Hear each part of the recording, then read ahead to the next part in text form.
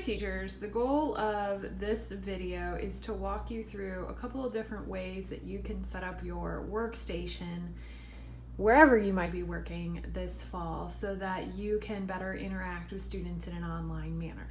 So I have this, obviously I have a different selection of devices than you probably do, but I'm setting it up this way because I want to share with you how you can use your projector in your classroom as a second screen and a way to better interact with students via a Google Meet, and also allow you to use some of the great tools that you already have available to you via your interactive whiteboard and your computer. In addition, I'm going to share a few tips for things you could do at home. Please keep in mind that these things that you might want to try at home are based on whatever you have available to you at home. So this kind of depends on what you have access to. So I'm going to try to give little tips and tricks that will work for everyone. So I'm starting with 3 devices here just because I want you to see the 2 screen setup combined with what it would look like for a student. So on the right here we have, this would be your teacher computer. So whether you're at home or you're in the classroom, your teacher computer is this screen, and I will refer to it throughout this video as the teacher computer when I go down to showing just one screen.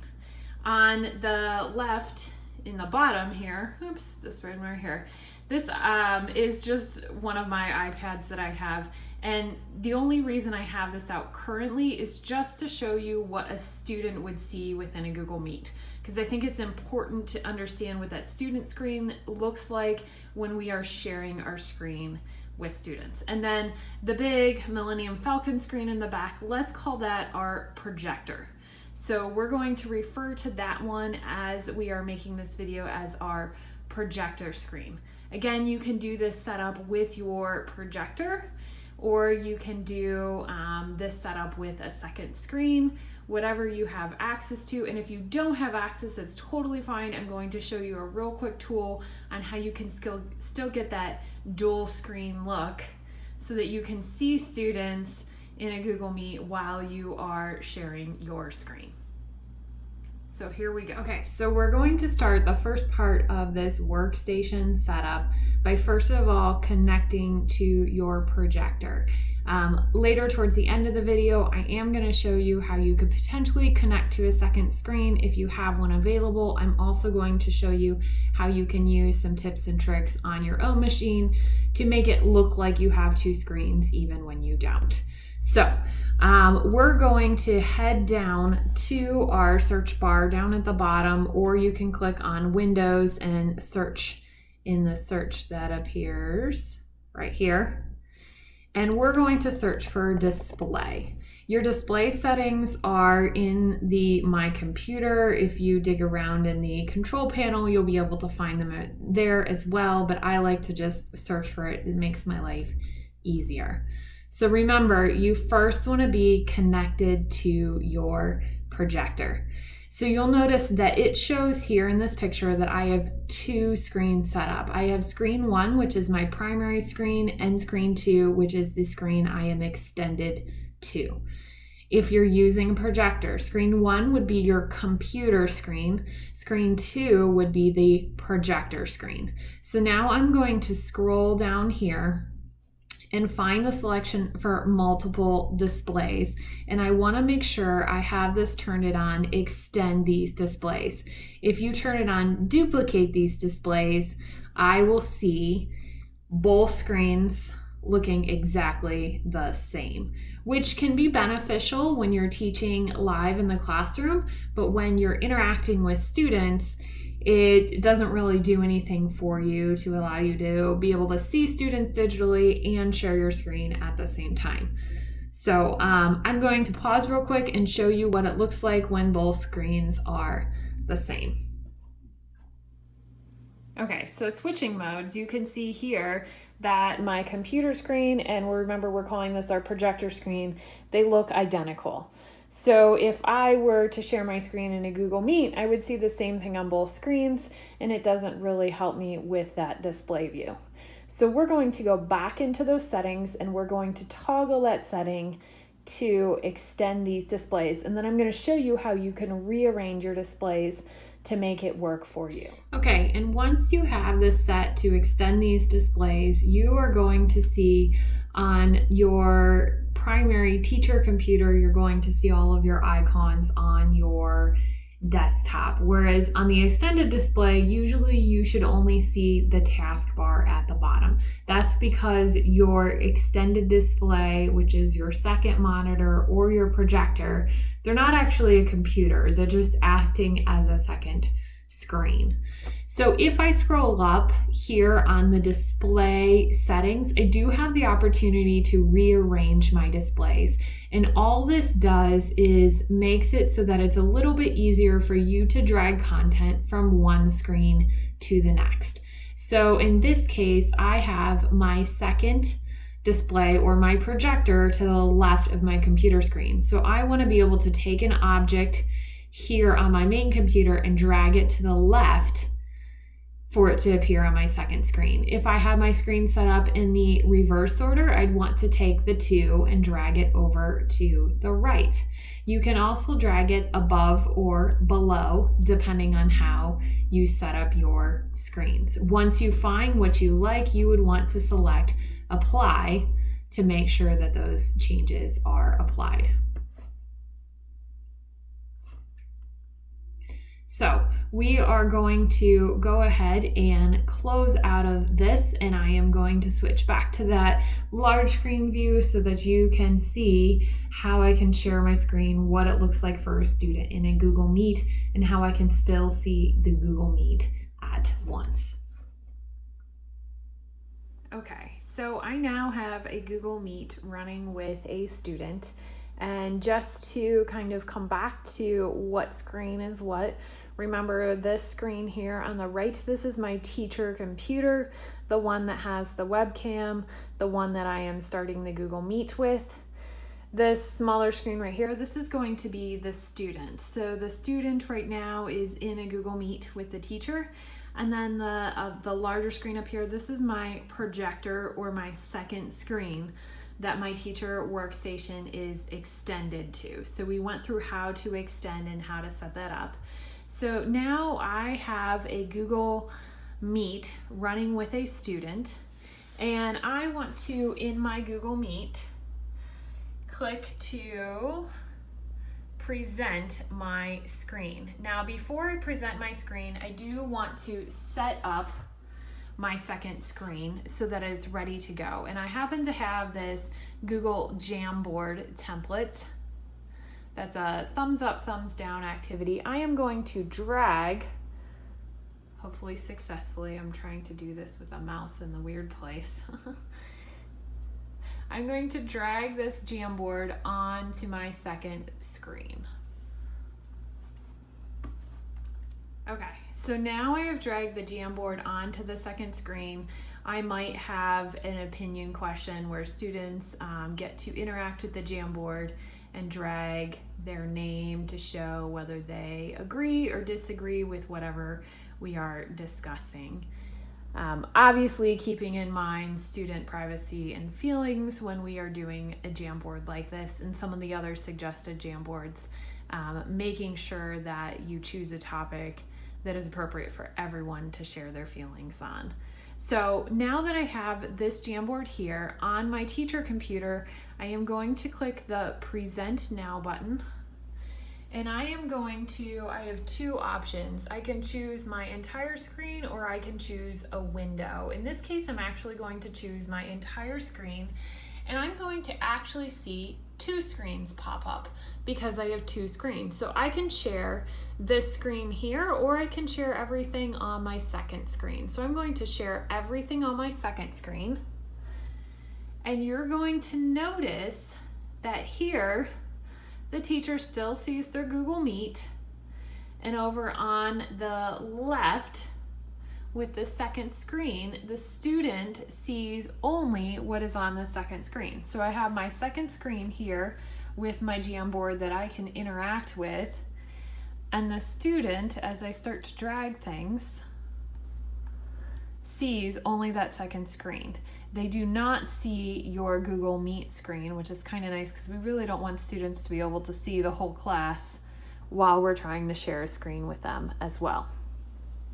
So setting things up this way will allow you to share that screen. It will also allow you to use the interactive tools on your projector. The only thing you need to keep in mind if you're using the interactive tools on your projector, and this obviously would only work if we were at school, is if you are at the middle school, high school, you need to make sure that the writing is actually happening on your computer. So if you are using that tool that allows you to essentially write on top of the screen, students aren't going to be able to see that. So before you start writing, I would make sure you get a quick thumbs up or thumbs down from your class that they can see what you're actually writing on the board. The same thing would go if you have a way to do this at home, or if you're using Active Inspire software or something like that. Make sure that they can see what you're writing before you get heavily into your lesson. So I am going to break from this, and I want to show you a couple of things that you could do at home if you have a second screen available or you have a TV screen available, and how you can easily hook up a second screen to your computer. Please keep in mind the district isn't going to be providing second screens, so this is just another option if you happen to have that available to you. I am, though, going to show you an option if you don't have that available to you and you want that second screen look right on your teacher computer, you can do that as well. So the first sample I'm going to share with you is just a second computer screen that I happen to have at home. It is my own personal second screen, and this screen is actually a VGA screen. So you can hook up easily to your teacher computer with either an HDMI screen or a VGA screen. So VGA is typically blue. The end of the VGA will look like this. Many of us are familiar with this because our projectors connected to our computers with this cord. So I have to have a converter because of my type of computer that I have, and some of you may have VGA to HDMI converters because of the type of projector you have in your classroom. So I'm going to go ahead and connect this converter. Okay, once I have this connected, I will just take this VGA cord that's plugged one end into my second monitor, and I will take the other end and plug it into my teacher computer. So if you are a teacher who has a computer with a VGA on it and you have a VGA screen, you won't need anything else but the power cord for your screen and the VGA from the second screen you have to your computer, and from there you follow the second screen setup directions. Okay, so this next little clip, I want to show you how you can use your TV as a second screen as well. So all you will need in order to do this is an HDMI cord and an HDMI connection on your computer. If you don't have that, you would obviously need a converter in order to convert that, but I think almost all of our computers now have an HDMI connection. So the first thing I'd want to do is I want to come behind my TV. Where are my connections? Go figure, they're on the other side of my TV. So coming behind my TV to find my HDMI ports somewhere. Oh, here they are. And I would want to plug in my HDMI cord to my TV and then plug in the other half to my computer.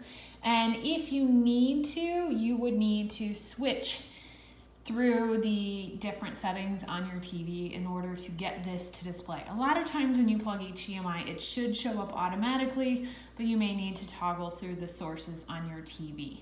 So once you've done that, you would simply want to open up that display that we talked about in the beginning of the video and change the display settings to extend so that you get that same type of view that we did with the second computer screen. Okay, so let's say you are in the situation where you don't have access to a second screen, but you still want to rearrange your workstation so that it's a little bit easier to Google Meet with students. You can still do that. You can do it, use a couple of extensions to do it, or you can manually rearrange your windows to get what you want. So for example, if you want, I happen to have both my windows open here. I'm gonna come up to the right-hand corner and click to make this half size. So I'm going to unmaximize it, I guess you could say, and I can drag the screen around to show what I want. I am going to stop presenting for the moment so that I can get this set up. So that is a really important thing, that if you're using one screen, it does help to play around with your windows before you get this set up with students. So I am going to drag my window where I want it. Going to use the side arrow to drag things out. So you'll notice that I have my two windows tiled. On the right, I've got my meet, and on the left, I've got the screen I'm going to share. So now I'm going to go ahead and click Present Now, choose my entire screen. Oop, I don't want to choose my entire screen because I'm looking, here's that second screen, and then I have this. So, that's not going to work. So let's make this bigger for just a moment. We're going to cancel that. And we're going to try that again. So this time I'm going to present now, and I only want to choose a window or a Chrome tab. And I'm going to choose a window, and then I'm going to look at the different windows I have open. Here's that Jamboard, and I'm going to share that Jamboard with students.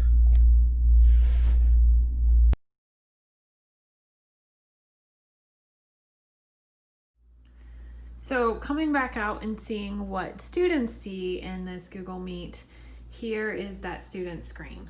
So do keep in mind that when you set up your screen this way, students do see a little bit smaller version of the window. So you want to just keep in mind your text size when you're sharing things with students, or perhaps put this in a presentation mode if you're in something like Google Slides, so that students get it a little bit more full screen and they can see everything that you have on your screen. Because do keep in mind also, student screens, even on Chromebooks, they're smaller than our screens. So students need to be able to see everything there. So one last suggestion I would have for you when you're setting up your workstation and thinking about meeting live with students is to really think about what it looks like for the student. And I would say the best way to do this is actually practice using another device. And if you don't have another computer at home, you probably have a phone, and your phone can give you that perspective as well. So oftentimes I will Google Meet with myself. I turn off the microphones on both devices so I don't get the reverberation, but I practice sharing my screen in different ways so that I can quickly see what students would see on their screens. This is probably the best way to practice so that you're more prepared to do this fluidly when you're working with students.